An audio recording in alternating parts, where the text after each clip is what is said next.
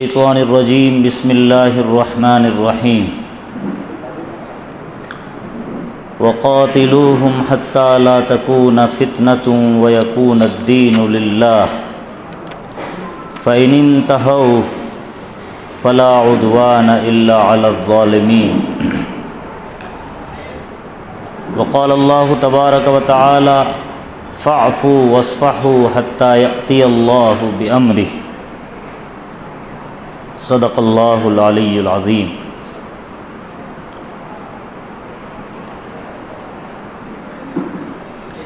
محترم بزرگوں، قرآن پاک کی جو آیت کریمہ آپ کے سامنے تلاوت کی گئی ہے، اس آیت میں اللہ تبارک و تعالی یہ ارشاد فرما رہے ہیں کہ لڑو، مقاتلہ کرو، مجاہدہ کرو، قتال کرو، اور اس وقت تک لڑتے رہو جب تک کہ فتنہ ختم نہ ہو جائے، اور اس وقت تک لڑتے رہو جب تک کہ دین کا غلبہ نہ ہو جائے۔ وقاتلوہم حتی لا تکون فتنۃ ویکون الدین للہ، لڑتے رہیے، مجاہدہ کرتے رہیے، کوشش کرتے رہیے، اور یہ کوشش اس وقت تک تھمنی نہیں چاہیے جب تک کہ فتنہ ختم نہ ہو جائے اور دین کو غلبہ حاصل نہ ہو جائے۔ اور اگر فتین لوگ، فتنہ آور لوگ، ضدی لوگ، ظالم لوگ، ہٹ دھرم لوگ، وہ لوگ جو کفر و فجور میں، فسق و فجور میں، کفر و شرک میں، منافقت میں ڈوب کر ظلم پہ آمادہ جو لوگ ہوئے ہیں، وہ اگر باز آ جاتے ہیں، توبہ کر لیتے ہیں، رک جاتے ہیں، پیچھے ہٹ جاتے ہیں، تو اب فلا عدوان الا علی الظالمین، تو اب کوئی زیادتی نہیں ہوگی، یہ زیادتی تو صرف ظالموں کے خلاف ہوگی۔ یہ وہ آیت ہے جو میں نے آپ کے سامنے تلاوت کی۔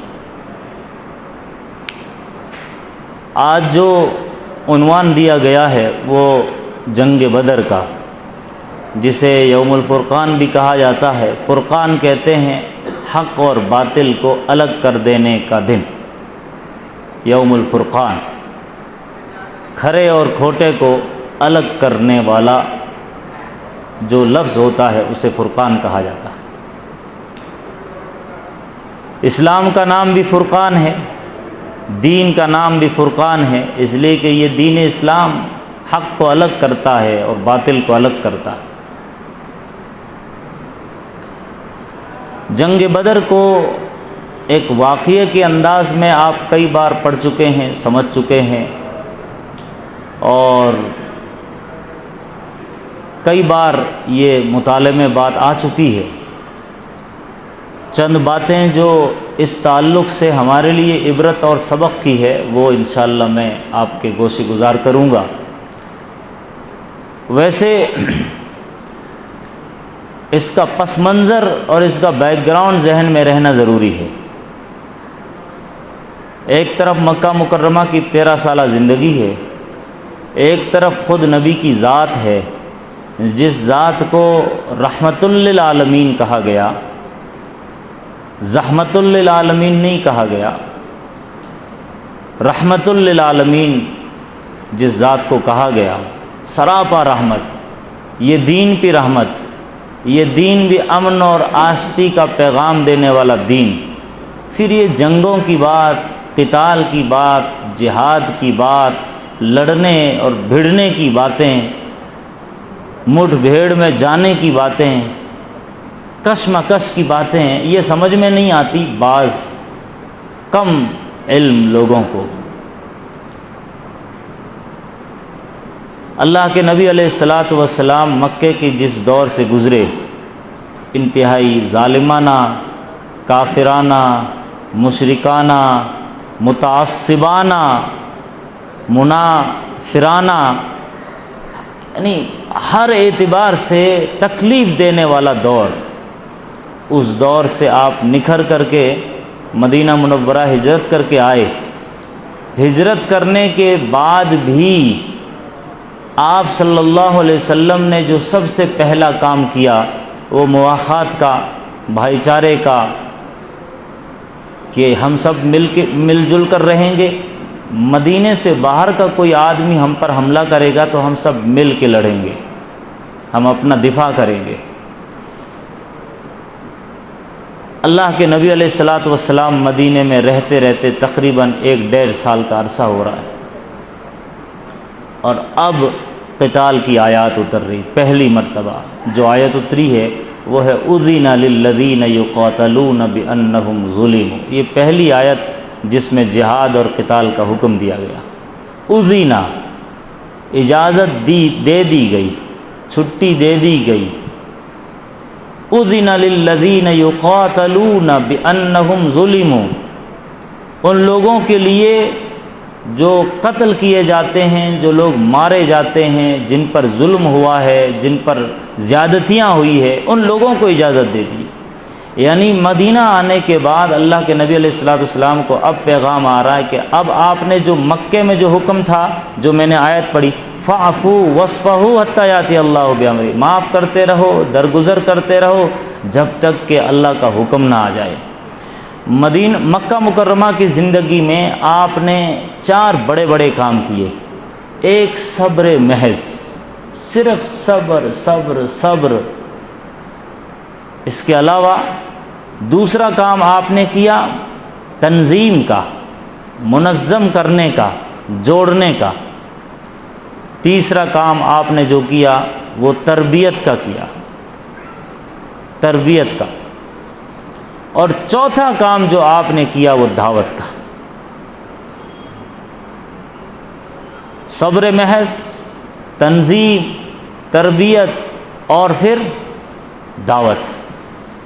اس میں جب آپ مکمل طور پر یہ نبھا چکے، کما حق کا ہو، اس کا حق ادا کر چکے، تب اب حکم ہوتا ہے قتال کا۔ اور وہ بھی قتال کا حکم دیتے ہوئے اللہ تبارک و تعالیٰ ایک جگہ ارشاد فرماتے ہیں وَقَاتِلُوهُمْ حَتَّى لَا تَكُونَ فِتْنَةٌ وَيَكُونَ الدِّينُ لِلَّهِ، فتنہ ختم نہیں ہو جائے تب تک لڑتے رہنا ہے اور دین کا غلبہ نہ ہو جائے۔ یہ 2 مقصد ہے دین اسلام، دین شریعت اسلام، یہ قانون کا 2 مقصد۔ فتنہ ختم ہو جائے، فتنے کا مطلب ہے نفرت ختم ہو جائے، تعصب ختم ہو جائے، حسد ختم ہو جائے، دشمنیاں ختم ہو جائے، آپس میں جو خاندانی لڑائیاں ہیں وہ ختم ہو جائے، اونچ نیچ کی بنیاد پر، برادریوں کی بنیاد پر جو طریقے سے فتنہ ہوتا ہے، لوگ پریشان ہو جاتے ہیں، ہر وہ کام ختم ہو جائے۔ اس کے لیے اللہ نے یہ دین اتارا، اس کے لیے اللہ نے یہ قرآن اتارا ہے۔ اور دوسرا مقصد ہے دین کا غلبہ۔ یہ ہے وہ بات جس کو سمجھنا ہے۔ لڑنا ہے دین کے غلبے کے لیے، اپنی بھڑاس نکالنے کے لیے نہیں، یا صرف فتنہ مٹانے کے لیے نہیں کہ یہ ظالم اپنے ظلم سے باز آ جائے، بس اس کے لیے نہیں لڑنا ہے، دین کا غلبہ ہو، تمام دینوں پر یہ دین غالب آ جائے۔ اس کے لیے اللہ کے نبی علیہ الصلوۃ والسلام کو یہ قتال کی اجازت دی جا رہی ہے۔ مدینہ منورہ آنے کے بعد سن 2 ہجری میں قتال کا حکم ہوا، اور اس کے کچھ اسباب اس طرح بنے تھے کہ اللہ کے نبی علیہ الصلوۃ والسلام نے چھوٹی چھوٹی ٹکڑیاں بنا کر 6 7 8 کارروائیاں جنگ بدر سے اس سے پہلے ایسی کی ہے کہ 10 لوگوں کو کہیں پر بھیج دیا، 12 لوگوں کو کہیں پر بھیج دیا، بس ان کا کام تھا واچ رکھنا، نظر رکھنا، مٹ بھیڑ نہیں کرنا تھا، لڑنا نہیں تھا، بس چوکن نہ رہیں، کوئی ہمارے خلاف پلاننگ نہ کر سکے۔ اس کے لیے اللہ کے نبی نے ایک طائف کی علاقے میں ایک قافلہ بھیجا 12 لوگوں پر مشتمل۔ وہاں پر کچھ مٹ بھیڑ ہوئی، اور عمر حضرمی نامی ایک شخص اس مٹبھیڑ میں مارا گیا۔ یہ خبر جب مکے والوں کو لگی کہ ہمارے آدمی کو مسلمانوں نے مار دیا ہے تو بڑے غضبناک ہوئے، اور پھر تیاری شروع ہوئی اندر ہی اندر۔ وہ تو پہلے سے کر رہی تھی لیکن شدت کے ساتھ تیاری اس وقت شروع ہو گئی۔ اور پھر دوسری طرف شام کو انہوں نے جو قافلہ بھیجا تھا، ہزاروں روپے کی ایک بجٹ بنا کر کے جو تجارتی قافلہ بھیجا، جاتے وقت تو وہ کسی طرح چلا گیا، آتے وقت ابو سفیان کو لگا کہ محمد ہمارا راستہ روکیں گے، تو انہوں نے چالاکی اور ہوشیاری سے ایک آدمی کو آگے بھیجا، اور اس آدمی نے اونٹ پر جس پر وہ سوار تھا اس کا کجاوا الٹا کیا، اس کے کان وغیرہ کاٹ دیے، خون بہہ رہا ہے اونٹ کے کانوں سے، اور اس نے اپنے خود کے کپڑے پھاڑ دیے۔ اس حیت میں دوڑتا بھاگتا پہنچا تو یہ اس زمانے میں عربوں میں یہ ایک اعلان ہوتا تھا کہ اب دشمن ہمارے اوپر حملہ کرنے والا ہے، مقابلے کے لیے نکلو۔ تو اس طرح اس آدمی کو دیکھ کر مکے کے لوگ نکل پڑے۔ ابو سفیان کسی طرح مکے پہنچ گیا تجارتی قافلہ بچاتے ہوئے۔ ادھر اللہ کے نبی علیہ الصلاۃ والسلام 313، بعض روایت میں 300، بعض روایت میں 300 سے کچھ زیادہ، 313 ایک مشہور ہے۔ آپ ایک مقام پر پہنچ کر کے سب کو کاؤنٹ کیا، گنا تو 313۔ اب آپ تو قافلے کو روکنے کے لیے وہ جو 40، 50 یا 60 لوگوں پر مشتمل قافلہ تھا، تقریباً 40، ان کو روکنے کے لیے آپ تو گئے تھے، آپ لڑنے کے لیے نیت سے نہیں گئے تھے۔ اب ادھر سے 1000 کی فوج، ادھر سے یہ 313، آپ نے مشورہ کیا کہ کیا کرنا ہے۔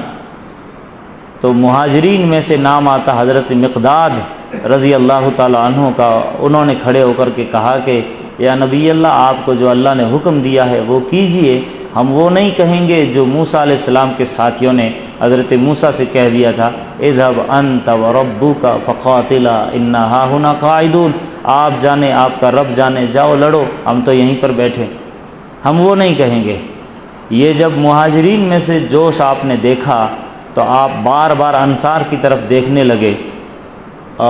خزرج میں سے ایک شخص ہے جس کا نام ہے حضرت سعد بن عبادہ رضی اللہ تعالیٰ عنہ، یہ انصاری ایک فرد تھے، وہ کھڑے ہوئے اور انہوں نے سمجھ لیا کہ نبی ہم سے کچھ رائے مشورہ لینا چاہتے ہیں، کیونکہ مہاجرین تو گنے چنے لوگ تھے، انصار اس قافلے میں زیادہ تھے، اور چونکہ انصاری لوگوں نے، اوس اور خزرج کے لوگوں نے مدینے میں رہتے ہوئے آپ کی حفاظت کی ذمہ داری لی تھی، باہر مدینے سے باہر حفاظت کی ذمہ داری نہیں لی تھی، تو اب آپ ان سے جاننا چاہ رہے ہیں کہ آپ کی کیا رائے ہے۔ تو سعد بن عبادہ رضی اللہ تعالیٰ عنہ نے جو وہاں بدر کے مقام پر جو تقریر کی ہے کہ اے نبی، آپ آئے، آپ کو ہم نے سچ مانا، آپ کو ہم نے حق مانا، آپ جو کتاب لے کر کے آئے اس کتاب کو ہم نے حق سمجھا، آپ جو بھی تعلیمات ہمارے سامنے رکھتے ہیں ہم اس کو دل و جان سے مانتے ہیں۔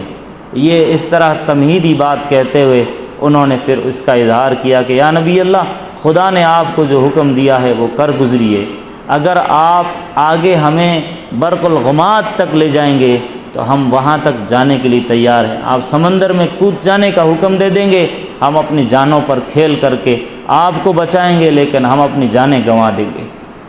یہ جب آپ نے حضرت سعد کی جوشیلی تقریر سنی تو پھر آپ نے، جو آپ کے چہرے پر روایات میں آتا ہے کہ جو شادمانی، جو خوشی کے آثار جو نظر آئے، وہ اس طرح کہ آپ جوش میں آ کر کے کہنے لگے، اے لوگو یاد رکھو، اس جگہ پر ابو جہل مرے گا، اس جگہ پر عتبہ مرے گا، اس جگہ پر عتیبہ مرے گا، اس جگہ پر شیبہ مرے گا، اس جگہ پر امیہ بن خلف مرے گا، نام بنام جگہ بجگہ آپ نے نشاندہی کر کے بتایا۔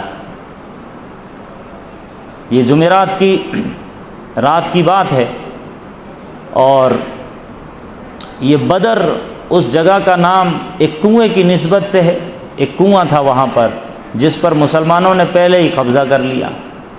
ایک یہ ان کے لیے پلس پوائنٹ تھا۔ دوسرا یہ کہ رات میں بارش ہوئی تو مسلمان جس زمین پر رکے ہوئے تھے، جس میدان میں، وہاں پر بارش ہونے سے زمین ذرا جم گئی تاکہ ان کے پیر ادھر ادھر پھسلے نہیں، جم گئے۔ اور جو کفار جس جگہ پر تھے وہ چکنی مٹی تھی، بارش ہونے سے کیچڑ ہو گیا تو ان کے پیر پھسلنے لگے۔ یہ اللہ کی طرف سے ایک غیبی مدد تھی، تو ان کے گھوڑوں کے، ان کے اونٹوں کے پیر پھسلنے لگے۔ ادھر پھر اللہ کے نبی علیہ الصلاۃ والسلام نے تمام لوگوں کو سلا دیا۔ ابو بکر آپ کے ساتھ میں ہیں، اور بعض روایات میں آتا ہے کہ 18 لوگ اور آپ کے ساتھ میں، آپ اپنے خیمے میں گئے اور اللہ سے دعا کی ہے سجدے میں سر رکھ کر کہ اے اللہ، آج اگر آپ نے اس چھوٹی سی جماعت پر مدد نہیں کی تو پھر روئے زمین پر آپ کا نام لینے والا کوئی باقی نہیں رہے گا۔ یہ جو دعا ہے، اس دعا میں جو روحانیت ہے، یا اس دعا میں جو جامعیت ہے، ہماگیری ہے، انقلابی دعا۔ اس جماعت کی مدد نہیں کی تو عبادت کرنے والا کوئی رہے گا نہیں، کبھی عبادت نہیں کی جائے، آپ کو خدا ماننے والا کوئی نہیں بچے گا۔ اب آپ سوچئے، یہ وہ دعا ہے جس دعا کا نتیجہ ہم اور آپ ہے، یہ وہ دعا ہے جس دعا کا نتیجہ تمام مسجدیں ہیں، یہ وہ دعا ہے جس دعا کا نتیجہ مدارس، مراکز، مقابر، خانقاہیں، سب کچھ ہے، تمام دینی اور ملی تنظیمیں ہیں۔ یہ دعا نہ ہوتی تو مٹ جاتے، کوئی تال میل ہی نہیں ہے۔ 1000 ادھر ایک 313، 3 گنا لگ بھگ وہ لوگ زیادہ ہیں، لیکن اللہ تبارک و تعالیٰ نے اس جیت کے ذریعے سے، اس فتح کے ذریعے سے مسلمانوں کے دل میں وہ یقین ڈال دیا، جس یقین کو، جس ایمان کو اللہ کے نبی مکے میں بنا رہے تھے کہ تم اٹھو، تم لڑو، تم آگے بڑھو، تم اپنے ایمان کے ساتھ آگے بڑھتے رہو، ثابت قدمی دکھاؤ، تم ہی سر بلند رہو گے اگر تم پکے سچے مومن رہو۔ یہ جو وعدہ تھا، اس وعدے کو اللہ نے اپنی مسلمانوں کو اپنی آنکھوں سے دکھایا، اور یہ آنکھوں سے ایسے دیکھا، قرآن پاک گواہ ہے کہ بِثَلَاثَةِ آلَافٍ مِّنَ الْمَلَائِكَةِ مُنزَلِينَ، 3000 فرشتے اتر رہے ہیں، بعض جگہ 1000 فرشتے، بعض جگہ ب5 آلاف، یعنی 1000، پھر 3000، پھر 5000 فرشتوں سے اللہ نے مدد کی۔ اب یہ پہلا موقع ہے کہ فرشتوں کو لڑنا پڑ رہا ہے۔ تو اللہ تبارک و تعالیٰ نے قرآن پاک کی جو آیت ہے وہ بتا رہی ہے کہ فرشتوں کو لڑنا نہیں آتا تھا، اللہ نے فرشتوں کو سکھایا، ٹرینڈ کیا، اور ایک اشارہ کیا کہ آپ نے گردن پہ مارنا ہے اور آپ نے ہاتھوں پہ مارنا ہے، پوروں انگلیوں پہ مارنا ہے۔ ظاہر ہے گردن پہ ماریں گے یا تو وہ مرے گا، اس کا کام ختم ہو جائے گا دشمن کا، اور اگر نہیں بچ گیا تو پھر ہاتھ پہ مارنا تاکہ پھر وہ نہتہ ہو جائے اور پھر سرنڈر ہو جائے۔ یہ قرآن پاک کی آیت ہے سورہ انفال کی، اذ یوحی ربک الی الملائکۃ انی معکم فثبتوا الذین آمنوا سألقی فی قلوب الذین کفروا الرعب۔ ان فرشتوں کے ذریعے سے ہمارا مقصد یہ تھا کہ رعب ڈال دیا جائے دشمنوں پر، رعب۔ اذ یوحی ربک الی الملائکۃ انی معکم فثبتوا الذین آمنوا سألقی فی قلوب الذین کفروا الرعب فاضربوا فوق الاعناق واضربوا منہم کل بنان۔ بنان کہتے ہیں پوروں کو، انگلیوں کو، اور اعناق کہتے ہیں گردنوں کو۔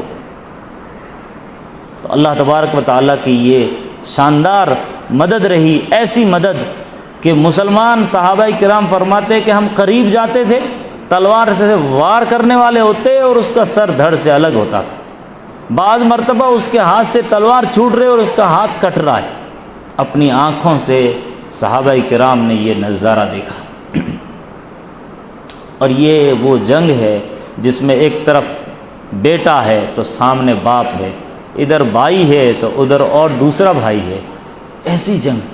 اب آپ دیکھیے، ادھر حضرت حمزہ اللہ کے نبی کے چچا، اور ادھر حضرت عباس جو بدر کے قیدیوں میں وہ بھی قیدی بن کر آئے تھے بعد میں،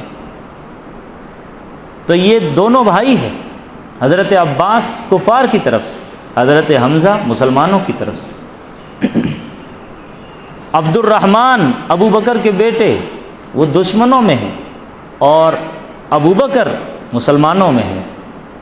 ایک مرتبہ بعد میں جب مسلمان ہو گئے تو عبد الرحمن نے ابو بکر سے کہا کہ جنگ بدر میں آپ میرے سامنے آ گئے، لیکن آپ باپ تھے اس لیے میں نے آپ کا اکراماً احتراماً آپ پر حملہ نہیں کیا۔ ابو بکر صدیق نے فرمایا کہ تو نے وہ لاج رکھ لی، لیکن قسم بخدا اگر تو میرے تلوار کے نیچے آ جاتا تو میں ذرہ برابر خیال نہیں کرتا کہ تو میرا بیٹا ہے، کیونکہ میں تو محمد کے لیے لڑ رہا تھا، میں تو اسلام کے لیے، اللہ کے لیے لڑ رہا تھا۔ تو یہ عظیم الشان جنگ 17 رمضان المبارک کو لڑی گئی، جمعے کے دن، جمعرات کی رات کو یہ دعا کی ہے۔ تو یہ جو دعا ہے نا، یہ وہ دعا ہے جو دعا سکھاتی ہے مسلمانوں کو کہ تمہارا ساری ترتیب، ساری سسٹمیٹک، سارا پلاننگ آپ نے کر لینے کے بعد آپ کے پاس جو آخری ہتھیار ہے وہ دعا ہے۔ جب بندہ دعا کرتا ہے تو پھر قرآن پاک میں اللہ ارشاد فرماتا ہے کم من فئۃ قلیلۃ غلبت فئۃ کثیرۃ باذن اللہ۔ کتنی مرتبہ ایسا ہوا ہے کہ چھوٹی سی جماعت بڑی جماعت پر غالب آ گئی۔ یہ آیت ہے وہاں پہ جہاں طالوت اور جالوت کا واقعہ نقل کیا ہے۔ حضرت طالوت ایک ولی تھے اور حضرت داؤد اس زمانے کے نبی تھے، اور نبی بھی تھے اور وہ اس لشکر کے سپہ سالار بھی تھے، اور بوڑھے نبی تھے ایک حضرت شموئیل علیہ السلام، ان کی سپہ سالاری میں یہ قافلہ لڑ رہا تھا جالوت ظالم بادشاہ سے۔ تو وہاں پہ یہ آیت ہے کم من فئۃ قلیلۃ غلبت فئۃ کثیرۃ باذن اللہ۔ کتنی مرتبہ ایسا ہوا ہے کہ چند لوگ، مٹھی بھر لوگوں کے ذریعے سے زیادہ لوگوں پر اللہ نے ان کو حاوی کر دیا۔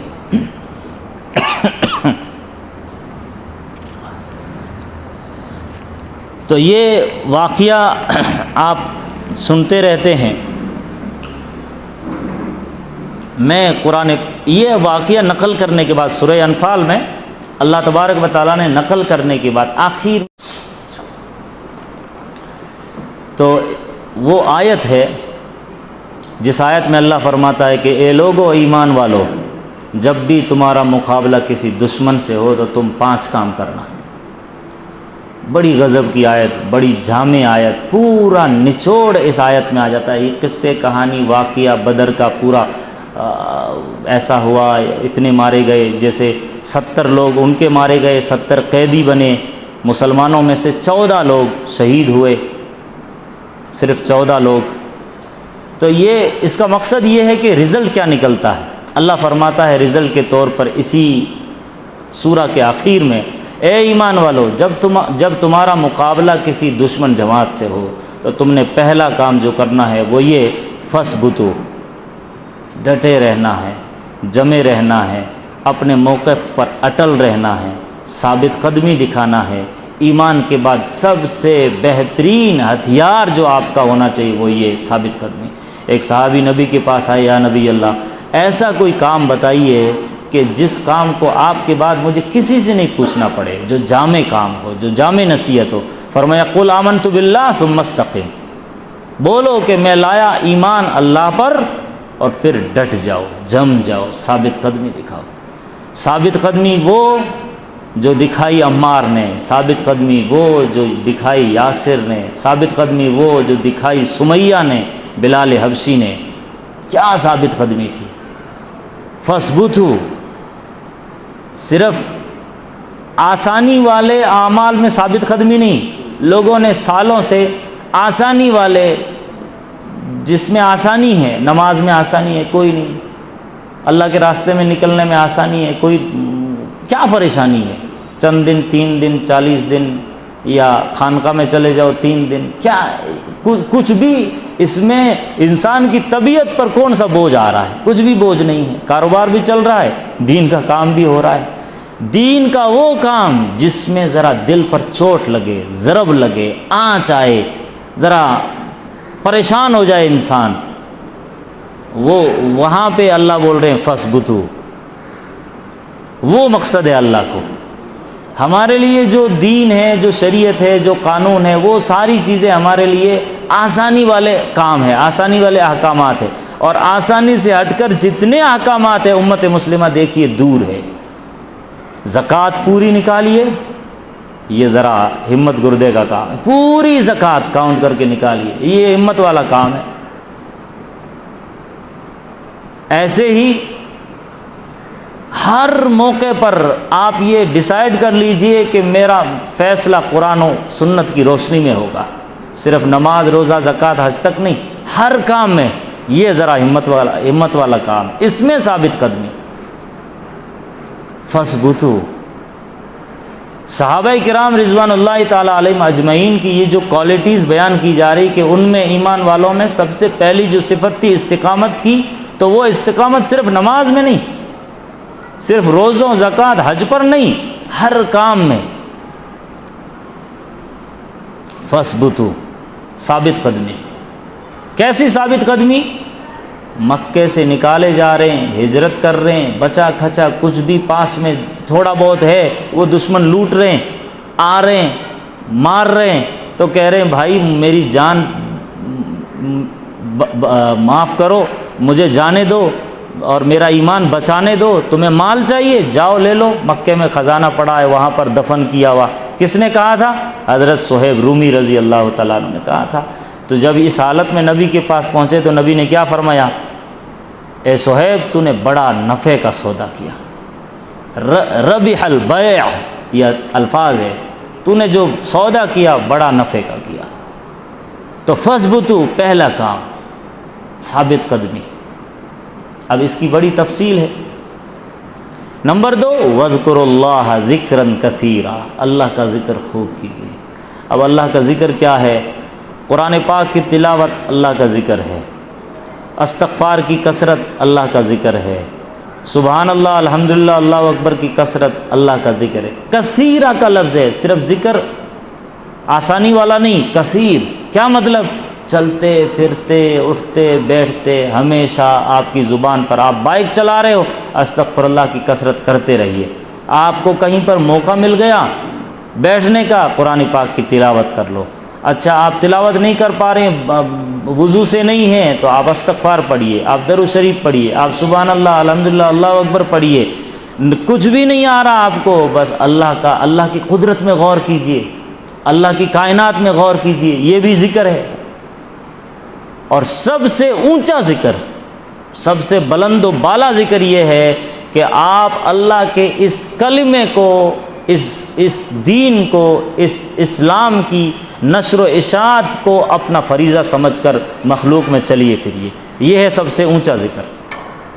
اللہ کے کلمہ بلند کرنے کے لیے چلیے پھریے، ملاقاتیں کیجئے، دوستوں کے پاس جائیے اور اللہ کا کلمہ سمجھائیے۔ اللہ کا کلمہ قرآن بھی ہے، اللہ کا کلمہ احادیث نبویہ بھی ہے، اللہ کا کلمہ سنت بھی ہے، اللہ کا کلمہ نبی کی سیرت بھی ساری چیزیں اس میں آ جاتی ہیں۔ وَاذْكُرُوا اللَّهَ ذِكْرًا كَثِيرًا، کثیر کا لفظ ہے،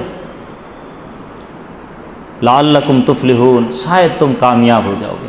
تیسری چیز بتائی، وَأَطِيعُوا اللَّهَ وَأَطِيعُوا الرَّسُولَ، اللہ اور اللہ کے رسول کی اطاعت۔ اب صحابہ کرام کو جو انہوں نے ٹرینڈ کیا تھا، کیسی اطاعت کہ نبی کا پانی، وضو کا پانی اگر گرتا ہے، ایسی اطاعت امیر کی کہ وہ بچا ہوا پانی لینے کے لیے صحابہ آپس میں لڑ رہے۔ دشمنوں نے آپ کی یہ کیفیت بتائی کہ آپ کا ایسا لگتا تھا کہ صحابہ اتنی محبت کرتے ہیں، محبت کی مثال دی کہ ایسی محبت کہ آپ کا تھوک زمین پر لگتا تھا کہ صحابہ گرنے نہیں دیں گے، اتنی محبت۔ یہ دشمنوں نے محبت کی ایک مثال دی کہ اتنی محبت کرتے ہیں وہ۔ وَأَطِيعُوا اللَّهَ وَأَطِيعُوا الرَّسُولَ، ہر کام میں اطاعت، ہر کام میں فرما برداری۔ اور چوتھا کام، لا تنازعوا فتفشلوا وتذهب ريحكم، جھگڑے مت کرو ورنہ تمہاری ہوا نکل جائے گی۔ کیا مطلب؟ متحد بن کے رہیے، جڑ کے رہیے۔ صحابہ کرام کی یہ جو 313 کی جماعت تھی، کیسی متحد، کہ جس کو جو ڈیوٹی دی، جس کو جو ذمہ داری دی، جس کو بس حکم کر دیا، تو ایسے جڑے ہوئے ہیں، ایسے ملے ہوئے ہیں۔ آپس میں ہو سکتا ہے کہ سالوں کی کسی کی دشمنیاں تھیں، لیکن اس جماعت میں شامل ہو گئے، ساری دشمنیاں بھول گئے، پرانی دشمنیاں بھول گئے۔ اور یہاں کیا ہے امت مسلمہ میں کہ وہ موقع کی تلاش میں رہتے ہیں۔ اس امت کا یعنی بنی اسرائیل کی کچھ بری عادتیں آپ قرآن و حدیث میں پڑھ چکے اس کہانیوں میں۔